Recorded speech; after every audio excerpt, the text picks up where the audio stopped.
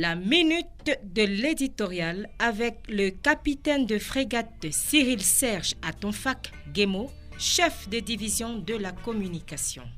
Commandant, enfin 2020, des espoirs pour chacun et une attitude pour tous.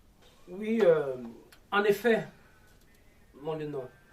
Et Dieu merci, nous voici en 2020. Par les bonnes grâces de la divine providence, il faut le préciser. D'une manière générale, les années en elles-mêmes se suivent et se ressemblent. Les jours se succèdent les uns aux autres dans un cycle quasi immuable, les saisons obéissant à une temporalité qui leur est propre, sans pour autant que les légères variations observées ici et là n'en perturbent considérablement la ronde monotone. Rapporté à la dimension de l'activité humaine, là aussi les années se ressemblent, ponctuées qu'elles sont de moments heureux que l'on aimerait savourer à l'infini, émaillées de malheurs que l'on voudrait vite chasser de la mémoire, avec pour constante nos efforts inlassablement renouvelés, signe d'espoir en de meilleurs lendemains. Ainsi va la vie, dirait le philosophe. Dès lors que sont exaucées nos prières d'entrer dans l'année nouvelle, à présent que sont digérées les ripailles et beuveries, il est temps de faire face avec lucidité et courage au quotidien que cette année nous propose. Oui, il est venu le temps de donner à ce quotidien de la consistance, les formes et les couleurs de nos ambitions. Cette disposition toute naturelle devient un impératif de premier ordre, surtout en cette année 2020.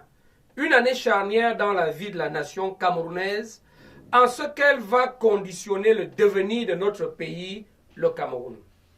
Il est temps, disais-je, encore une fois, de donner corps à nos aspirations, d'assumer de manière responsable, convaincue et déterminée les manifestations et les évolutions du processus entamé au sortir du grand dialogue national, étant entendu que l'obéissance à la loi que l'on s'est prescrite est liberté. Mon lieutenant, je viens de citer Jean-Jacques Rousseau. La participation au double scrutin municipal et législatif du 9 février prochain relève de l'exercice de cette liberté-là. Nous sommes à exactement 5 semaines de cette échéance déterminante pour la suite.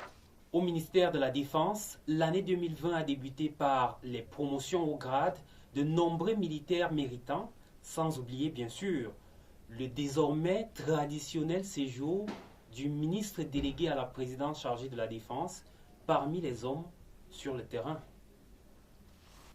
Oui, mon lieutenant.